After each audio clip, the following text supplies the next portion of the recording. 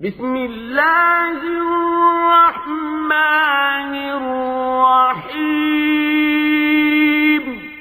আসসালামু আলাইকুম ওয়া রাহমাতুল্লাহি ওয়া বারাকাতুহু। আমাদের আরেক ভাই প্রশ্ন করেছিলেন কুয়েত থেকে যে আমি এমন অবস্থায় মসজিদে প্রবেশ করলাম যে সে সময় ইমাম সাহেব রুকুতে চলে গেছেন।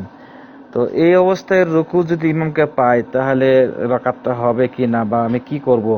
অথবা এমন অবস্থা যে ইমাম সাহেব রুকু থেকে উঠবো অবস্থায় আমি সেই মুহূর্তে রুকু করলাম, রুকু করতে গিয়ে একবারও তাসবিহ পেলাম না, সুবহান রাব্বিয়াল আযীম পেলাম না। তো এই মুহূর্তে কি আমার রাকাতটা হবে নাকি হবে না, নাকি কি আমাদের করণীয় কি?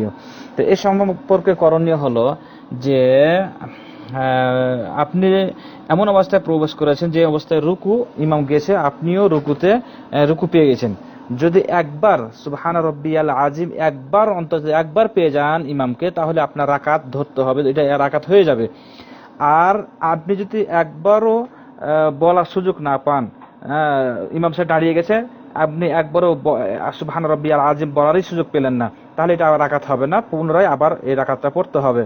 রাসূল সাল্লাল্লাহু আলাইহি সাল্লাম বলছেন, হাদিস মারফু হাদিস আবু হুরায়রা থেকে, যে ইজা জিতুম ইলাস সালাতি ওয়া নাহনু সুজুদ ফাসজুদু, যখন তোমরা নামাজে আসবে এমন অবস্থায় আমাকে সেজদায় যদি পাও তাহলে তোমরা সেজদা করো, এর হেরফের করিও না, দাঁড়িয়ে থাকে না।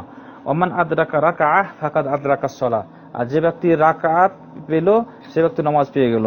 অন্য বর্ণনায় আছে আবু দাউদের, যে মান আদরাকার রুকু আদরাকার রাকাআহ, যে ব্যক্তি রুকু পেল সে ব্যক্তি ওই রাকাতটা পেয়ে গেল, সেই হাদিস।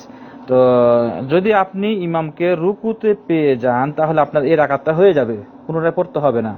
অনেকে বলে থাকে যে সূরা ফাতিহা তো পড়া ফরজ, তাহলে কি সূরা ফাতিহা পড়তে পেলাম না, তাহলে রাকাত কেমনে হবে, আবার পড়ে না, এটা ঠিক না।